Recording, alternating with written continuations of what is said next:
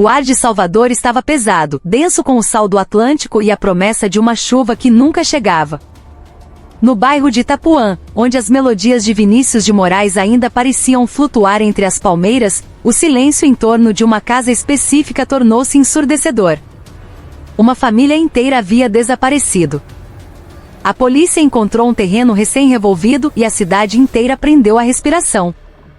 Isso não era um acidente, não era um assalto. Era uma tragédia familiar, nascida da ambição por um pedaço de terra herdada. O que realmente aconteceu por trás das portas daquela casa impecavelmente limpa?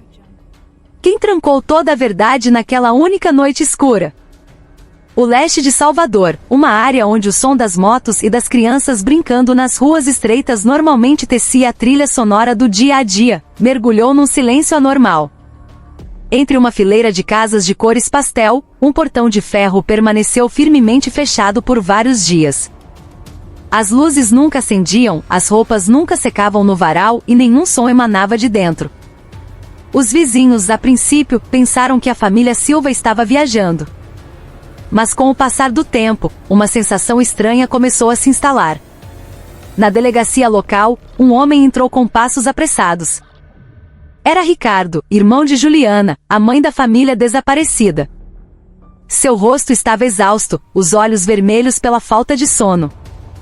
Ele explicou que sua irmã, seu cunhado Marcos e seus 2 sobrinhos, Lucas e Sofia, nunca viajariam sem avisar.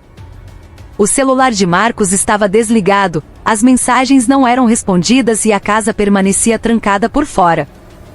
Isso não é do feitio deles, disse ele em voz baixa, a angústia evidente.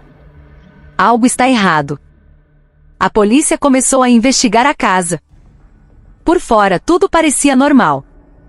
No entanto, quando a porta foi forçada, a atmosfera lá dentro fez um arrepio percorrer a espinha do mais experiente dos investigadores. Os cômodos estavam arrumados demais, limpos demais. Não era a limpeza de uma casa bem cuidada, mas uma limpeza deliberada, como se preparada para não deixar vestígios. Nenhuma mala havia desaparecido, nenhuma roupa parecia ter sido usada para uma viagem. Até os copos na mesa da cozinha estavam perfeitamente alinhados. O que fez o delegado Almeida parar por um momento foi um cheiro sutil vindo da cozinha dos fundos. Um odor úmido de terra misturado com algo difícil de explicar. Quando a polícia questionou Jonas, o irmão mais velho de Marcos, sobre o paradeiro da família, sua resposta soou perfeitamente ensaiada. Eles foram para a Chapada Diamantina. Umas férias curtas. Ele descreveu com detalhes quase perfeitos o dia da partida, o destino, o motivo. Mas sua expressão era calma, calma demais para alguém que deveria estar preocupado. Não havia ansiedade, nenhum tom de agitação em sua voz, como se estivesse recitando uma história que havia memorizado inúmeras vezes. A suspeita cresceu quando os policiais ouviram os depoimentos dos vizinhos. Nenhum deles viu a família carregando bagagens. Nenhum carro saiu da garagem naquela noite. Nenhuma mala, nenhuma atividade suspeita. O único som que se ouviu foi um barulho alto vindo de dentro da casa por volta da meia-noite, mas os moradores pensaram que era apenas um móvel caindo. Uma vizinha, Dona Elza, cuja casa ficava ao lado, finalmente mostrou a gravação da câmera de segurança de sua varanda. Na filmagem, a luz da casa do Silva era vista acendendo e apagando várias vezes no meio da noite. No entanto, nenhuma sombra de alguém saindo pela porta da frente, nenhum carro deixando a garagem. A gravação abalou imediatamente o álibi de Jonas. Cavando mais fundo, a polícia descobriu um fato crucial: o preço dos terrenos na área estava disparando. A casa onde a família morava fazia parte de uma herança de terras ainda em processo de partilha entre os 2 irmãos. Ricardo, o tio que fez a denúncia, admitiu que Marcos e Jonas já haviam discutido várias vezes sobre o assunto. Mas eu nunca imaginei que chegaria a este ponto, disse ele com a voz trêmula. Neste momento, os investigadores começaram a juntar as pequenas peças em um quadro maior. A história do desaparecimento de uma família em Salvador. Ricardo denunciando após 3 dias sem notícias. A casa impecavelmente limpa. O cheiro estranho da cozinha. A gravação da câmera de segurança que contradizia a história de Jonas. E um motivo muito forte, uma herança de terras de alto valor.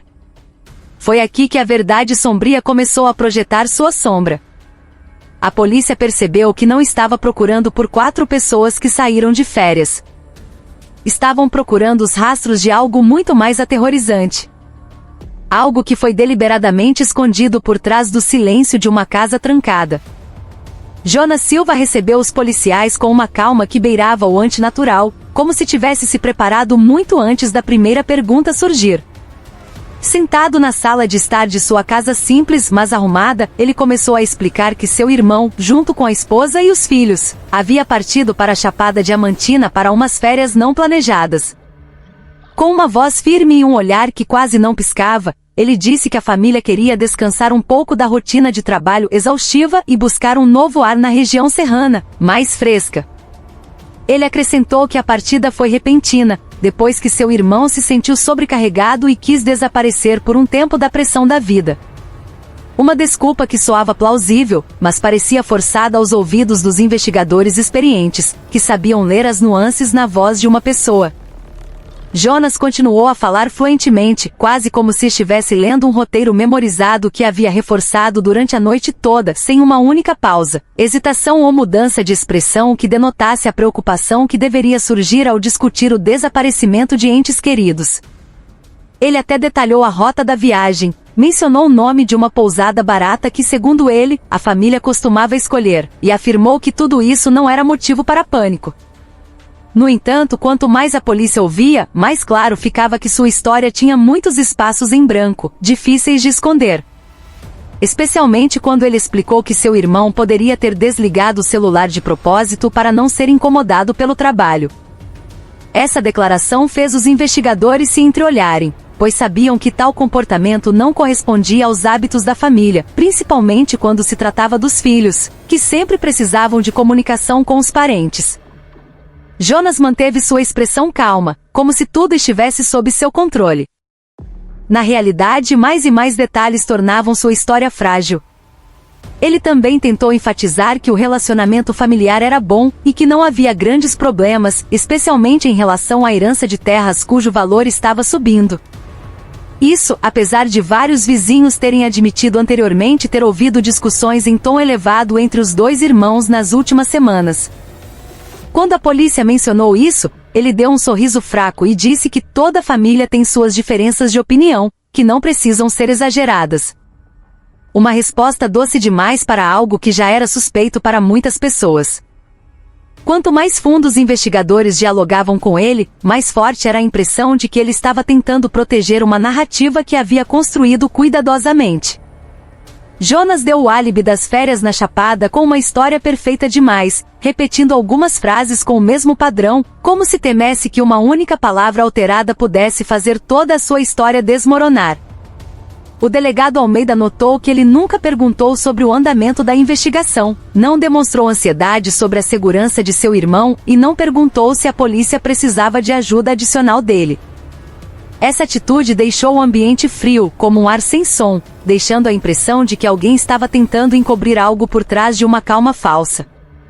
Quando os policiais mencionaram a estranheza da casa de seu irmão ainda estar trancada por fora e sem sinais de partida, Jonas respondeu rapidamente que talvez eles tivessem ido em um carro alugado ou com outro parente, embora essa explicação não tivesse nenhuma prova de apoio. Ele tentou desviar a conversa dizendo que seu irmão costumava tomar decisões repentinas, mas os investigadores sabiam que a família era conhecida por sua disciplina e organização, então essa desculpa soou como um último esforço para manter uma história que começava a ruir. Durante o longo interrogatório, não houve um único momento em que suas emoções pareceram mudar. Nenhuma tristeza, nenhum pânico, nem mesmo a simples preocupação que normalmente surge em um irmão ao falar sobre o desaparecimento de sua família mais próxima. Pelo contrário, essa calma se tornou a maior pista para a polícia, pois, em sua experiência, alguém que esconde algo tende a falar demais e de forma muito organizada, como se tentasse preencher todas as lacunas em sua história. Ao deixar a casa, o delegado Almeida e sua equipe caminharam lentamente pela rua estreita, discutindo a mesma impressão estranha que todos sentiram. Um pressentimento silencioso que surgiu da maneira como Jonas explicou tudo de forma excessivamente suave. Eles sabiam que a história das férias não passava de um fino véu cobrindo algo muito mais sombrio, e que o próximo passo deveria ser dado com mais cuidado, porque era muito provável que a verdade escondida por trás de seu sorriso não fosse algo simples. Os investigadores voltaram para a delegacia, sentindo o peso da responsabilidade, carregando anotações e gravações da entrevista que só adensavam a estranheza em torno do desaparecimento da família. Sentaram-se ao redor de uma mesa de madeira coberta de arquivos, tentando reconstruir cada detalhe que haviam coletado. No entanto, quanto mais analisavam, mais evidente se tornava que a história das férias na Chapada Diamantina não tinha base sólida. Um jovem investigador abriu seu caderno e apontou que Marcos, a vítima, era conhecido por ser uma pessoa disciplinada que sempre informava a família. Assim, a falta de comunicação por dias parecia completamente lógica. A suspeita se intensificou quando se lembraram de como Ricardo, o tio que fez a denúncia, parecia genuinamente aflito, enquanto Jonas, o irmão mais velho, falava de uma maneira excessivamente controlada, como alguém tentando mascarar algo através de uma calma forçada. O delegado Almeida, com décadas de experiência em casos de desaparecimento, disse que casos como este geralmente deixam pequenos sinais que não podem ser escondidos, seja uma mudança na voz, uma reação emocional ou um padrão de pensamento inconsistente. Neste caso, o oposto estava acontecendo. Jonas parecia consistente demais, preciso demais e organizado demais ao explicar cada detalhe da partida. A suspeita cresceu porque os hábitos da família não batiam com a história do irmão. Por outro lado, outros membros da família começaram a fornecer informações adicionais que abriram uma nova fenda na investigação, especialmente sobre o relacionamento tenso entre os dois irmãos, recentemente agravado por disputas sobre a partilha da herança. Um primo disse que várias vezes viu os dois irmãos discutindo no quintal sobre os limites da propriedade, cujo valor estava subindo devido à construção de um novo condomínio residencial na zona leste de Salvador. Quando essa informação chegou aos investigadores, a atmosfera na sala de reuniões tornou-se mais séria, pois motivos financeiros são frequentemente o gatilho para conflitos que levam a atos desesperados. Os investigadores então compararam todas as declarações da família com a de Jonas, e quase todos os pontos pareciam ter uma incompatibilidade lógica, desde o motivo da viagem até a última vez que eles se comunicaram antes de desaparecer. Eles também perceberam que nenhum membro da família apoiava a história das férias. Na verdade, vários deles afirmaram que Marcos nunca havia mencionado qualquer plano de viagem a ninguém. Essa inconsistência fortaleceu a suspeita de que Jonas poderia estar construindo uma narrativa para encobrir algo muito mais sombrio. No meio da discussão, o delegado Almeida apontou para uma anotação importante feita por Dona Elza, a vizinha, o som alto vindo de dentro da casa da família na noite anterior ao seu desaparecimento. Essa pequena informação, embora parecesse trivial, tornou-se um sinal de que algo indesejado poderia ter acontecido naquela noite, especialmente porque nenhuma atividade de entrada ou saída foi registrada pela câmera de segurança da vizinha. O investigador que verificou a gravação confirmou que a casa permaneceu escura durante toda a noite, exceto por algumas vezes em que a luz piscou, algo incomum para uma família que estava prestes a fazer uma longa viagem. À medida que discutiam todas essas descobertas, a tensão aumentava, pois cada pequeno detalhe revelado apontava para a conclusão cada vez mais preocupante de que a família talvez nunca tenha realmente saído de casa.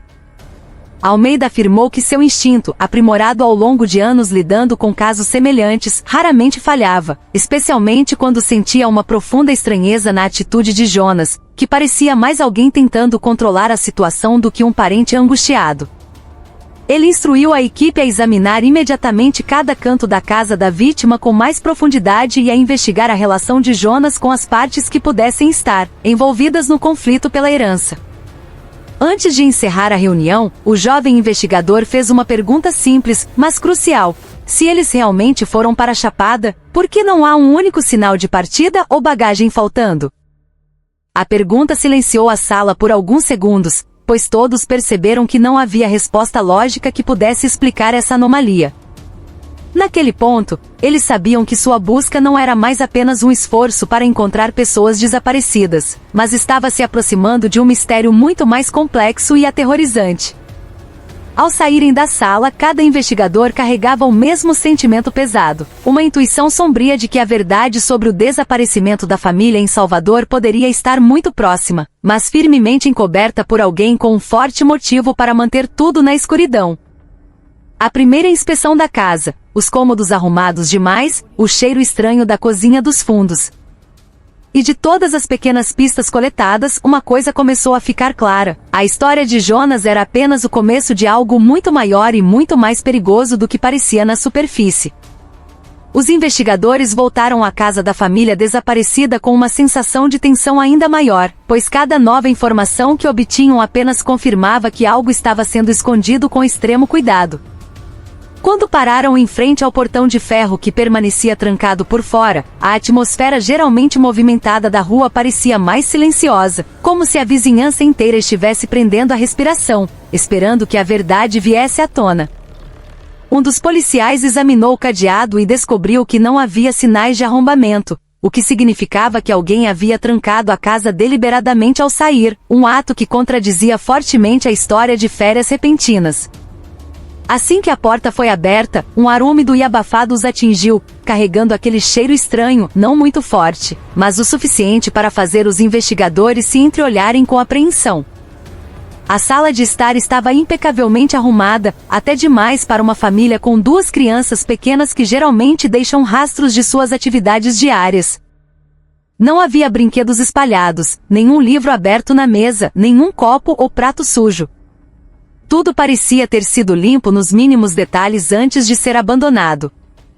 À medida que avançavam, os investigadores notaram que cada cômodo seguia o mesmo padrão de limpeza, como se toda a casa tivesse sido varrida e esfregada com cuidado ao mesmo tempo. No entanto, foi precisamente por causa dessa arrumação que começaram a ver as anormalidades.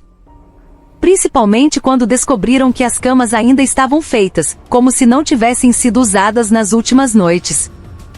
Isso contradizia o hábito da família, que era conhecida por acordar cedo e deixar as camas desarrumadas, algo confirmado anteriormente pela vizinha.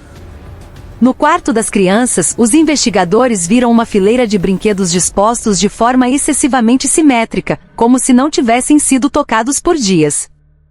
O boneco favorito de Sofia, que ela geralmente levava para todos os lugares, estava de repente na prateleira mais alta, uma posição que uma criança que costumava abraçar seu boneco antes de dormir nunca escolheria.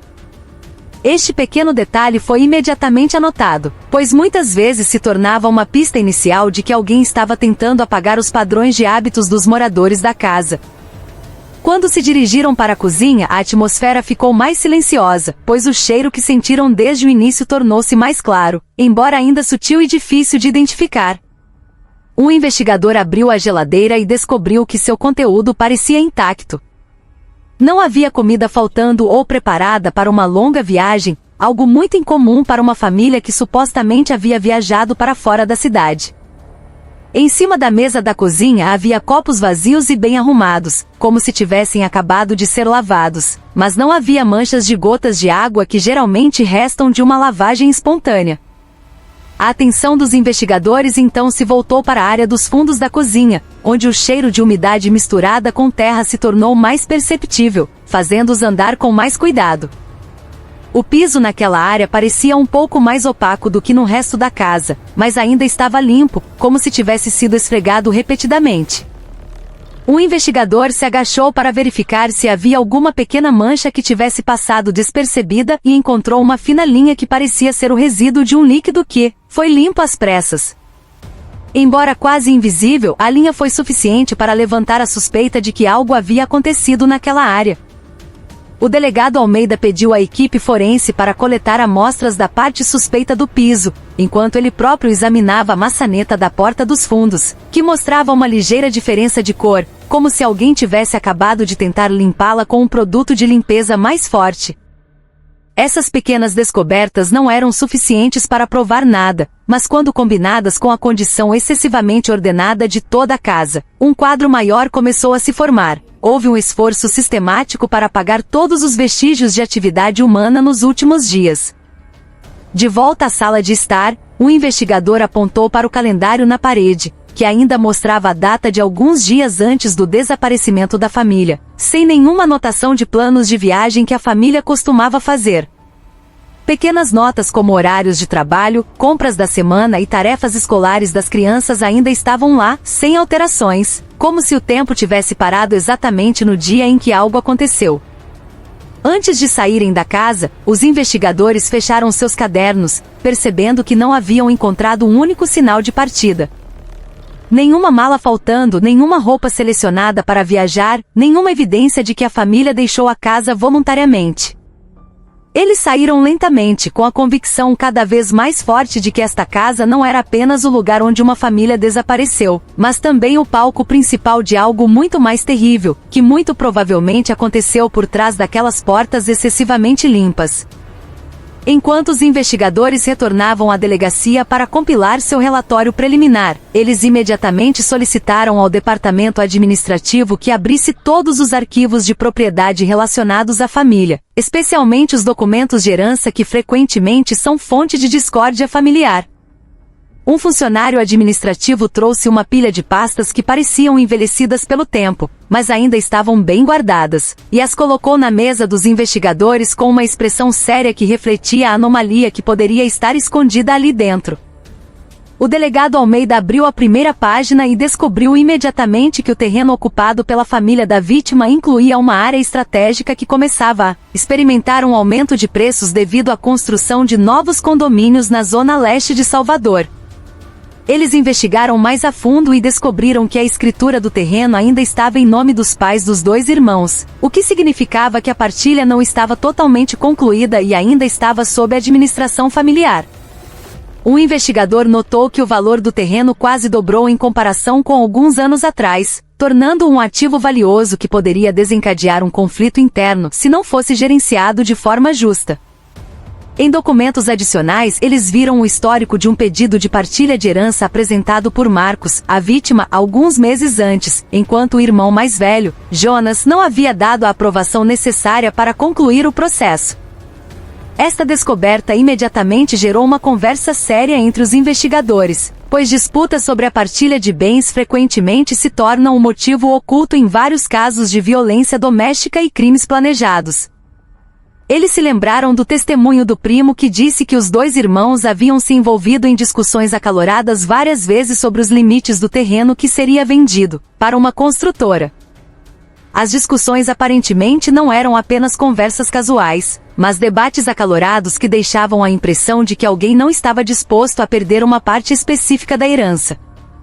Quando os documentos foram examinados mais a fundo, os investigadores encontraram notas adicionais indicando que Marcos planejava desenvolver parte do terreno para abrir um pequeno negócio que pudesse aumentar a renda da família.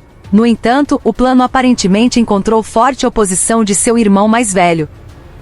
A nota dizia que Jonas se sentia no direito de receber uma parte maior como filho primogênito, enquanto Marcos rejeitava veementemente essa razão, sentindo que todos os filhos tinham direitos iguais sob a lei de herança brasileira. A disputa parecia ter atingido o auge nas semanas que antecederam o desaparecimento da família, dando aos investigadores uma imagem mais clara do estado emocional que poderia ter levado a uma ação extrema.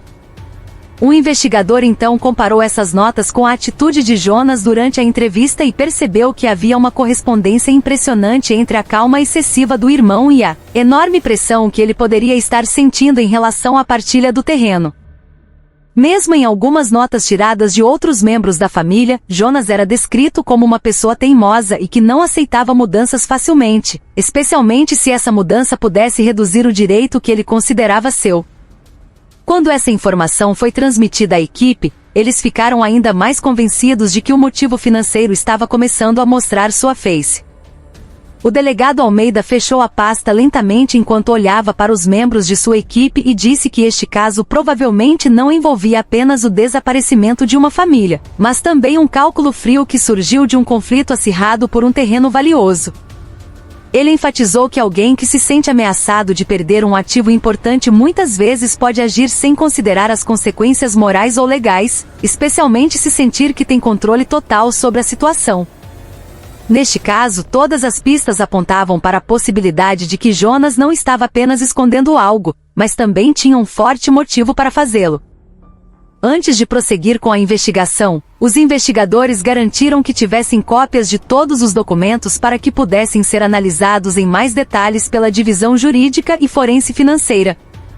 Eles perceberam que cada pequena informação dos arquivos de herança tinha o potencial de abrir o caminho para a verdade que até agora estava encoberta pela falsa história de férias criada por Jonas. Quando fecharam a última pasta, a atmosfera na sala ficou completamente silenciosa, como se todas as evidências estivessem gritando sem som sobre uma realidade amarga. E naquele momento os investigadores começaram a entender que o motivo financeiro não era mais apenas uma possibilidade, mas uma sombra escura que se estendia por trás de cada passo desta investigação. Eles sabiam que a verdade estava se aproximando, mas também perceberam que quanto mais fundo cavassem, mais claro ficava que algo verdadeiramente terrível estava esperando para ser totalmente revelado. Quando os investigadores chamaram Jonas novamente para um interrogatório adicional, ele apareceu com a mesma atitude calma de antes, como se nenhuma mudança, por menor que fosse, tivesse perturbado sua mente desde a última entrevista. Sentou-se com as costas retas e as mãos entrelaçadas, mostrando um esforço deliberado para controlar cada movimento a fim de não dar a impressão de nervosismo ou pânico. No entanto, foi precisamente por causa dessa calma que os investigadores sentiram algo ainda mais estranho do que antes, especialmente quando ele repetiu a mesma história com uma escolha de palavras quase idêntica. Ele explicou que seu irmão partiu apressadamente porque queria fugir da pressão do trabalho, algo que ele chamou de um velho hábito, embora não houvesse evidências para apoiar sua afirmação. Cada palavra que ele pronunciava soava como se tivesse sido polida, como alguém repetindo um roteiro memorizado que havia sido preparado dias antes. Os investigadores notaram que ele nunca procurou brechas para desenvolver a história, mas continuou a se ater ao mesmo esboço, sem improvisação, o que geralmente indica que alguém está se esforçando para manter a consistência a fim de não abrir espaço para novas perguntas. Quando os investigadores perguntaram por que a família não havia informado ninguém por vários dias, ele respondeu imediatamente com um tom excessivamente rápido que eles queriam descansar sem interrupções e se desconectar do mundo exterior. A resposta pareceu ilógica para os investigadores, pois contradizia os hábitos da família, que era conhecida por ser muito próxima dos vizinhos e parentes, especialmente em assuntos relacionados às crianças, que exigiam atenção regular. A rapidez da resposta fez os investigadores perceberem que ele não havia pensado na resposta espontaneamente, mas a havia preparado muito antes de a pergunta ser feita. Quando a conversa se voltou para a questão da herança, a expressão de Jonas mudou pela primeira vez, embora apenas por um instante e de forma tão sutil que era quase invisível, exceto para os olhos treinados dos investigadores. Ele sorriu levemente enquanto dizia que todos os assuntos da herança estavam indo bem, embora os documentos obtidos anteriormente mostrassem repetidas rejeições de sua parte em relação à partilha dos bens. Aquele sorriso fraco não refletia sinceridade, mas sim uma forma de autoafirmação de alguém tentando manter o controle sobre uma situação que começava a se mover em uma direção que ele não desejava. Os investigadores então mencionaram a gravação da câmera de segurança da vizinha, que mostrava que nenhum membro da família foi visto saindo de casa na noite que foi apontada como o momento da partida. Desta vez, Jonas parou por alguns segundos antes de responder que talvez a família tivesse usado a porta dos fundos ou um carro alugado que não foi gravado pela câmera. A explicação soou forçada e fez os investigadores trocarem olhares, pois sabiam que a casa tinha apenas um acesso principal, e a porta dos fundos se conectava a um muro alto que seria impossível de atravessar sem deixar rastros. Quanto mais o interrogatório se estendia, mais claro ficava que Jonas estava tentando manter uma narrativa que já estava rachada por todos os lados. No entanto, ele insistiu em manter uma calma que, na verdade, revelava um constrangimento oculto. Sempre que os investigadores tentavam pressioná-lo com perguntas mais detalhadas, ele voltava a usar a mesma estrutura de frase, como alguém se agarrando firmemente à única boia que restava em meio a um mar de confusão. Isso tornou os investigadores ainda mais convencidos de que a mentira que ele criou não duraria muito se cavassem um pouco mais fundo. Quando os investigadores pediram que ele explicasse novamente a cronologia da partida da família, sua resposta foi idêntica à anterior, até mesmo na entonação e nas pausas entre as frases. Essa consistência excessivamente perfeita tornou-se a evidência mais clara de que ele estava memorizando a história, não contando uma experiência real.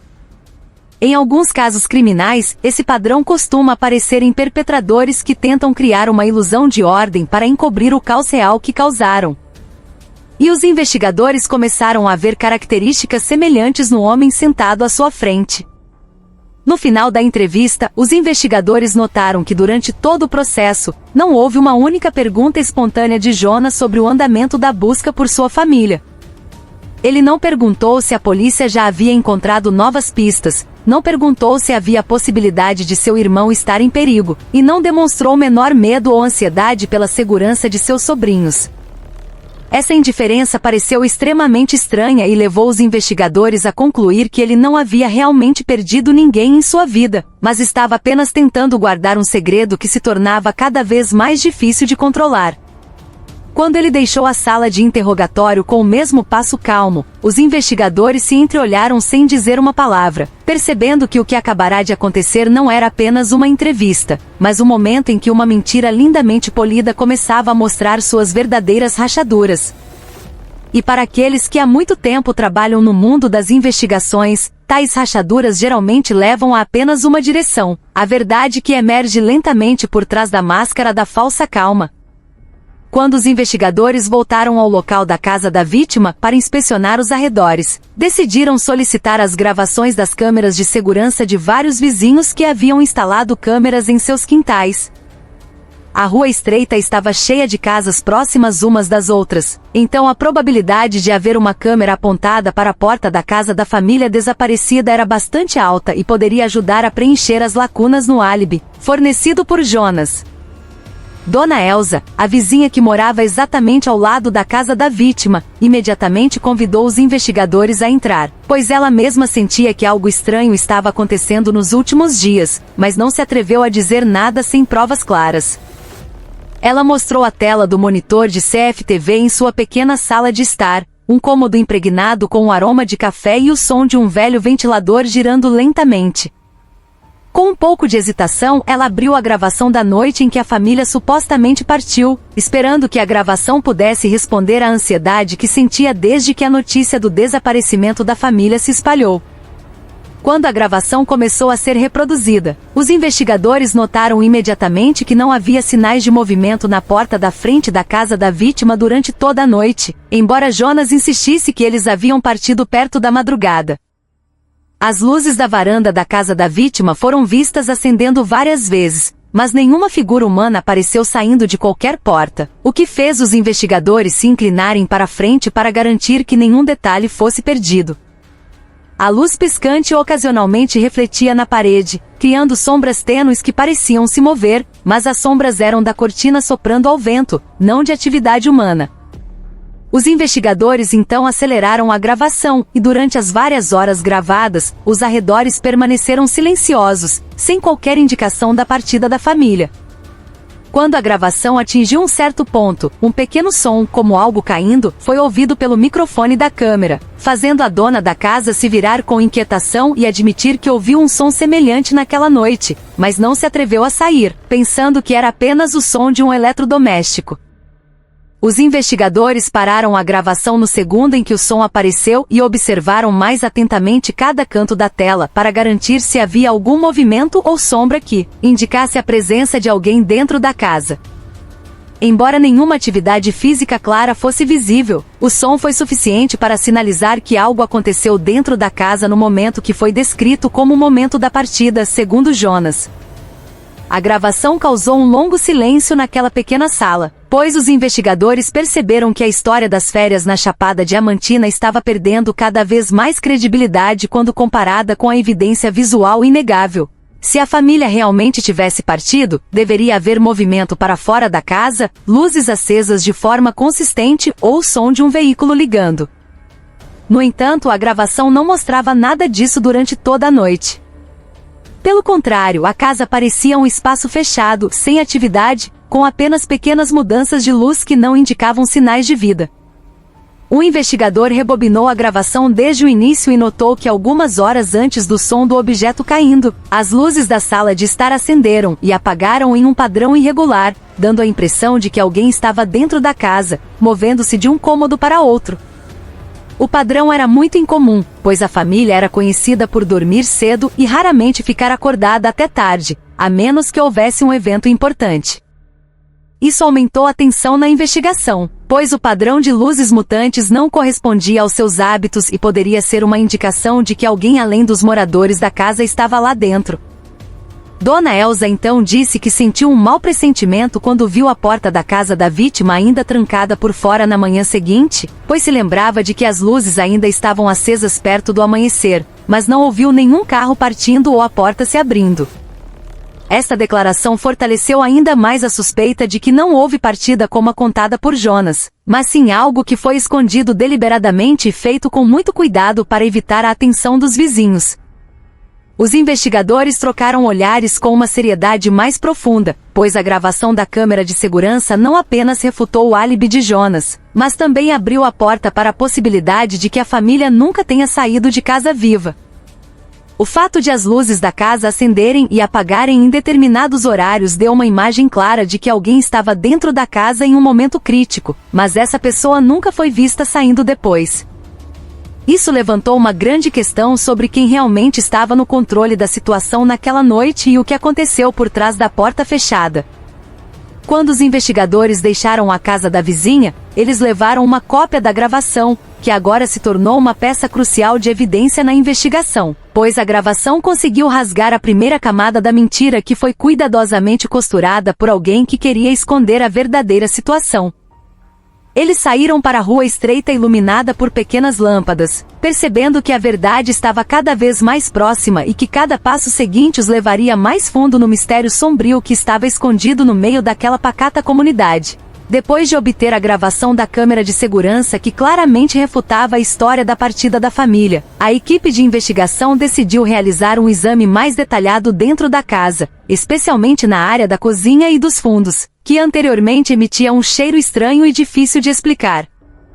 Eles entraram novamente na casa, que ainda guardava um ar abafado e um silêncio antinatural, como se o lugar tivesse absorvido toda a incerteza que cercava o caso. A luz do sol que entrava por uma pequena janela projetava longas sombras no piso de cerâmica, que parecia limpo demais para uma casa que deveria ser habitada por 4 pessoas. O delegado Almeida pediu à equipe forense para iniciar o exame com luz ultravioleta para detectar possíveis vestígios de fluidos corporais que tivessem sido limpos, pois sentia que o cheiro sutil na cozinha não era apenas um odor de umidade. Quando a luz foi direcionada para o chão perto da mesa da cozinha, nenhum sinal visível apareceu, mas um dos técnicos forenses pediu que esperassem um momento antes de examinar a área atrás da geladeira. Ele disse que áreas como essa eram frequentemente onde os criminosos limpavam manchas apressadamente, porque eram difíceis de ver diretamente, mas ainda assim poderiam deixar pequenos vestígios imperfeitos. A geladeira foi então movida lentamente e pela primeira vez desde o início da investigação, a sala emitiu um som de atrito que quebrou o silêncio. Quando a luz ultravioleta foi direcionada para o canto do chão que antes estava coberto pelo móvel, uma pequena linha de cor roxa pálida apareceu, como se indicasse que algo que deveria estar escondido agora pedia atenção. A linha não era maior que um arranhão de caneta, mas era claro o suficiente para mostrar a presença de um líquido que havia sido derramado e depois limpo às pressas.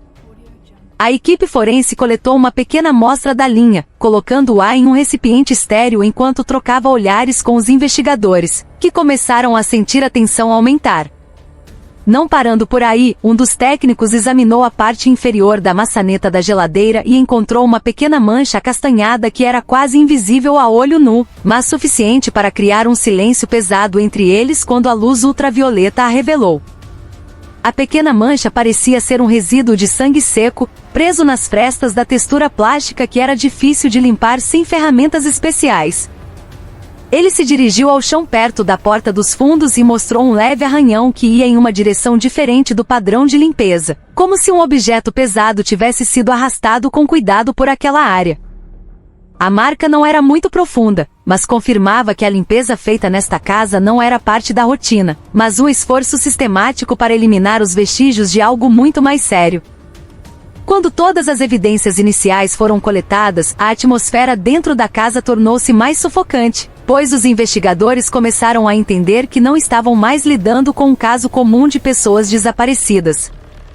O padrão de limpeza excessiva, o cheiro de umidade persistente, a fina linha que indicava fluidos corporais e a mancha de sangue seco encontrada em um local incomum indicavam que algo muito ruim poderia ter acontecido dentro desta casa.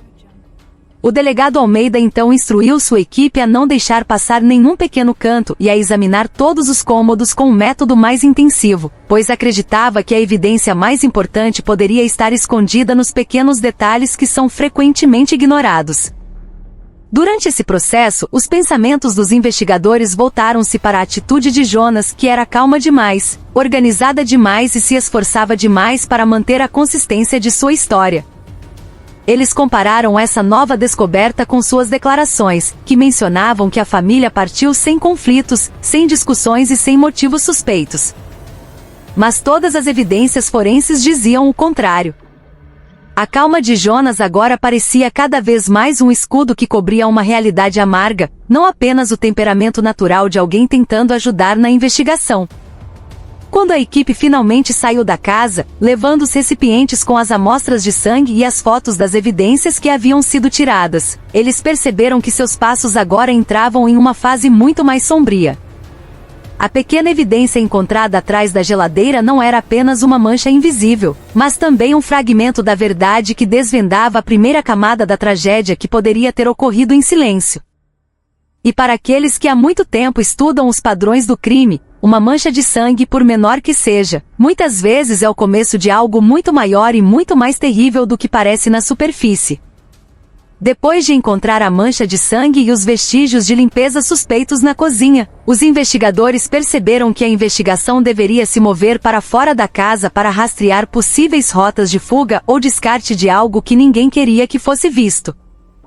Eles decidiram solicitar os dados das câmeras de pedágio que conectam Salvador a várias regiões da Bahia, especialmente a rota em direção à Feira de Santana e outras cidades do interior, pois essa rota é frequentemente usada pelos moradores para viajar à noite sem muita atenção.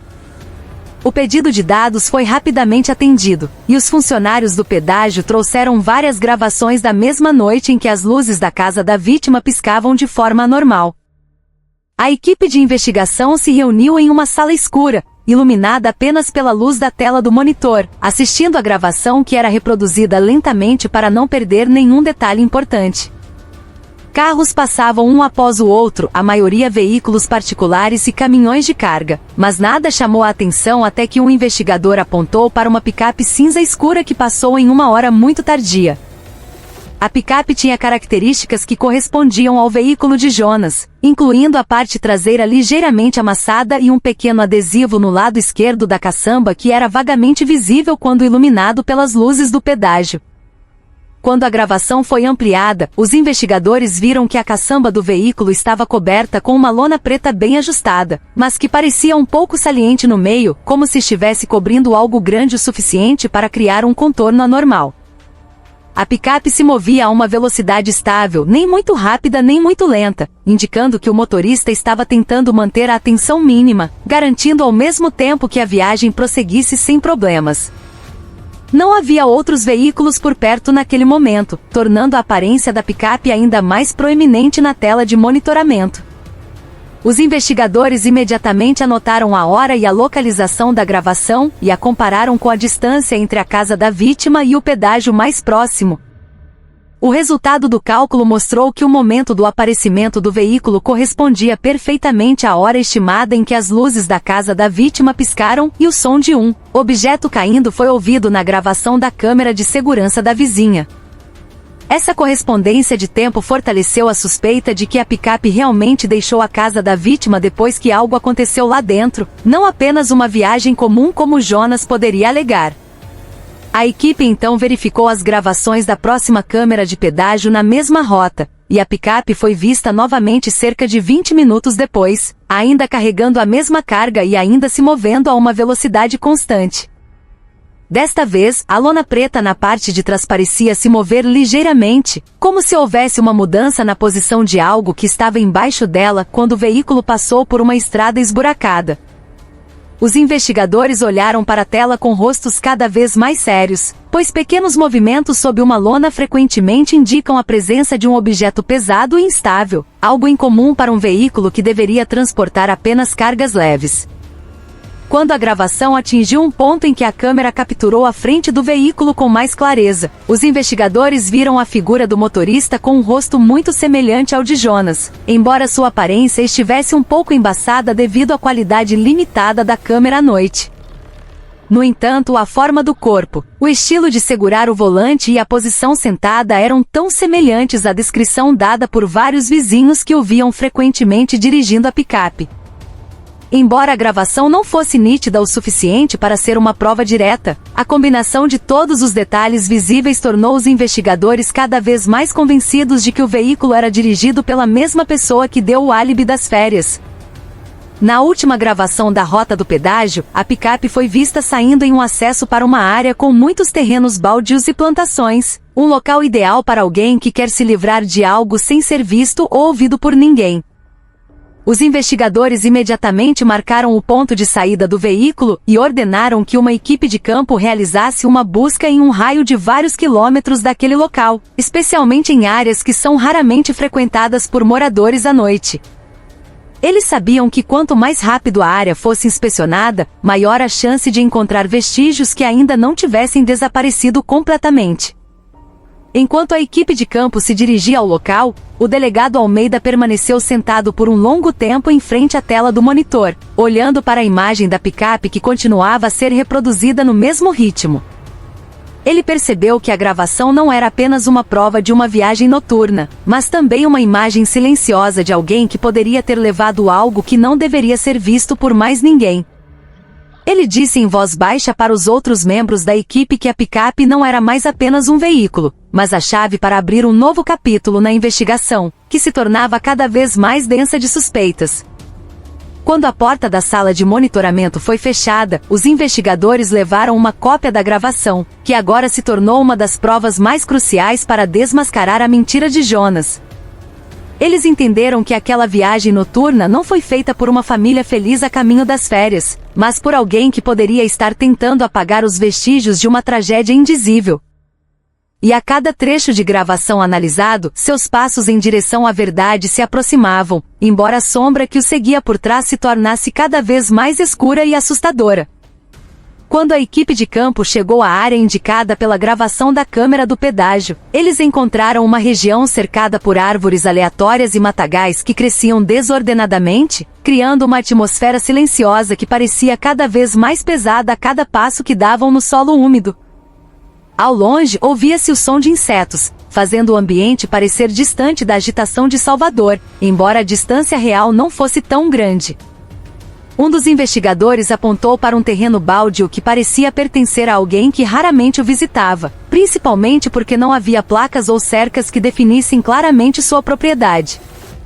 Ao entrarem na área, os investigadores encontraram rastros de pneus que cortavam a superfície do solo que antes era plana, indicando que um veículo pesado havia passado por ali nos últimos dias. Os rastros não haviam desaparecido completamente, apesar da chuva leve que caiu na noite anterior, o que tornou os investigadores ainda mais convencidos de que estavam no lugar certo. Eles seguiram os rastros até encontrarem uma área onde o solo parecia diferente do entorno, com uma textura mais solta e uma cor mais escura, como se tivesse sido recentemente cavado e coberto novamente.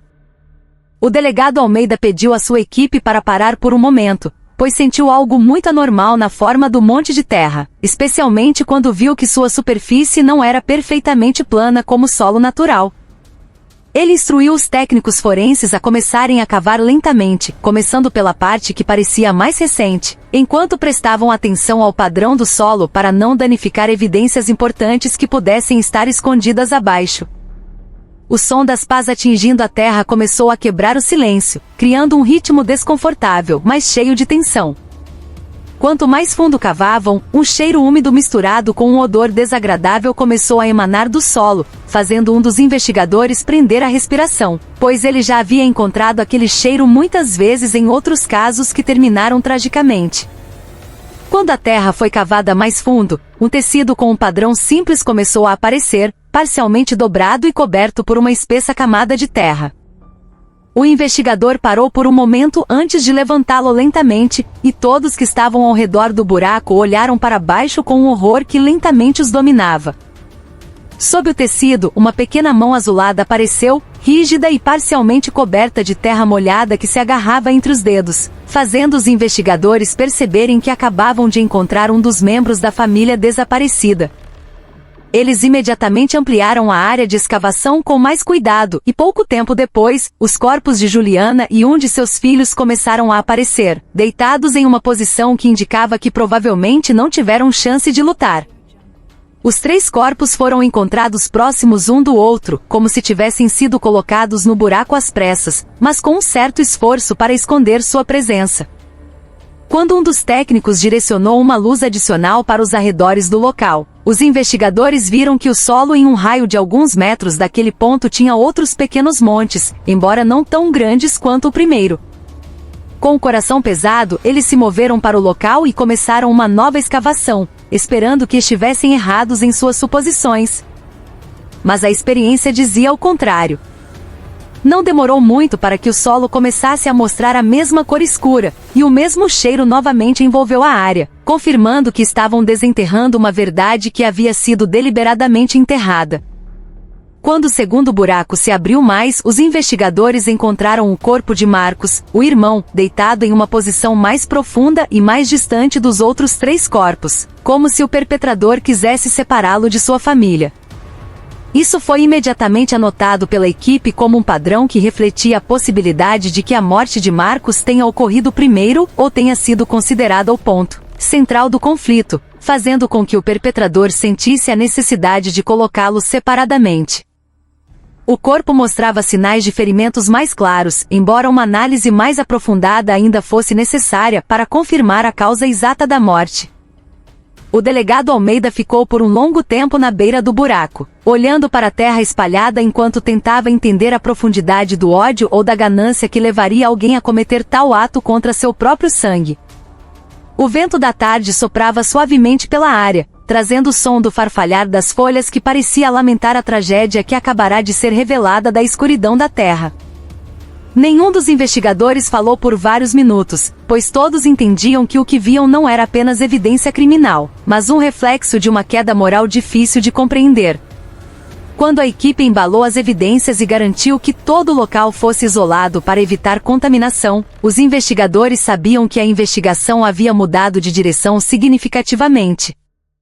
Eles não estavam mais procurando por vítimas desaparecidas, porque agora todas as respostas haviam surgido de debaixo da terra da forma mais dolorosa. O próximo passo era encontrar a verdade final. Jonas agiu sozinho, ou alguém o ajudou a encobrir seu ato sombrio? Com a noite começando a cair, a equipe deixou o local com passos pesados, percebendo que cada evidência que encontraram naquele dia despedaçaria todas as mentiras que até então estavam envoltas em falsa calma. Quando a notícia da descoberta dos 4 corpos chegou à delegacia, toda a atmosfera da sala de investigação se transformou em uma mistura de exaustão e raiva contida, porque o que até então era apenas uma suspeita agora se apresentava claramente diante deles como uma realidade inegável. O delegado Almeida decidiu chamar Jonas imediatamente, convencido de que o tempo de espera havia acabado e que a verdade precisava ser forçada a sair antes que ele tivesse a chance de construir uma nova mentira. O homem chegou com o mesmo passo calmo, embora seus olhos parecessem um pouco inquietos quando viu a expressão séria dos investigadores que o esperavam. Ele se sentou na mesma cadeira de interrogatório de antes, mas agora a atmosfera da sala era muito mais opressiva, porque todos ali sabiam que as evidências do campo falavam muito mais alto do que suas palavras. O investigador abriu uma pasta contendo fotos do local da descoberta, mostrando os montes de terra escavados e o tecido enlameado que envolvia os corpos das vítimas, e as colocou lentamente sobre a mesa sem dizer uma palavra. O homem enrijeceu, embora tentasse manter a expressão impassível que até então fora seu escudo. O delegado Almeida então empurrou uma foto em sua direção, mostrando a pequena mão azulada de uma das crianças, e perguntou com uma voz baixa mas penetrante, se ele ainda queria manter a história das férias que havia repetido tantas vezes. O rosto do homem mudou ligeiramente, seus lábios se moveram um pouco, como se procurasse uma saída para a pressão, mas nenhuma palavra saiu, pois toda a sala havia mergulhado em um silêncio que o forçava a confrontar a realidade. Ele olhou para a foto por um longo tempo e pela primeira vez desde o início da investigação, sua falsa calma começou a rachar como um vidro fino pressionado por dentro. Quando o investigador mostrou a gravação da câmera do pedágio que mostrava sua picape saindo da cidade na mesma noite em que a casa da vítima estava cheia de sinais de atividade suspeita, o homem lentamente abaixou a cabeça. O delegado então reproduziu o áudio da gravação da câmera de segurança da vizinha, fazendo ouvir o som do objeto caindo que havia quebrado o silêncio da noite, fazendo com que o homem apertasse as mãos como se tentasse conter algo que queria explodir de dentro dele. Lentamente sua respiração tornou-se mais pesada e seus olhos piscaram rapidamente, como se ele estivesse lutando contra a consciência que queria emergir. O delegado Almeida se inclinou para frente e disse que haviam encontrado a mancha de sangue na cozinha, as marcas de limpeza deixadas no chão e evidências de que alguém havia movido a geladeira para cobrir os restos de fluidos corporais. Ele também explicou que os resultados dos testes iniciais mostraram uma correspondência com o perfil de DNA da família da vítima, tornando cada álibi que o homem havia proferido nada mais do que uma mentira que agora começava a desmoronar. Essas frases fizeram os ombros do homem caírem lentamente, como alguém que perdeu a força para carregar o pesado fardo que vinha carregando sozinho. Após alguns minutos de silêncio, o homem finalmente levantou a cabeça e disse com uma voz quase inaudível que nunca teve a intenção de matar ninguém. Mas suas palavras soaram como a última defesa de alguém que já percebeu que não havia mais volta. O investigador não respondeu, dando espaço para que as próximas palavras pudessem surgir sem coação.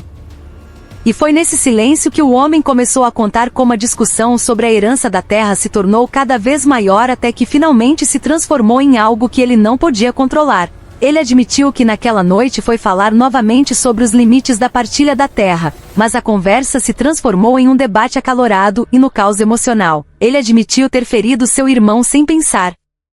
Depois de ver seu irmão cair, ele entrou em pânico e não sabia como consertar a situação, então escolheu o caminho mais escuro, tentando apagar todas as evidências que pudessem revelar seu ato.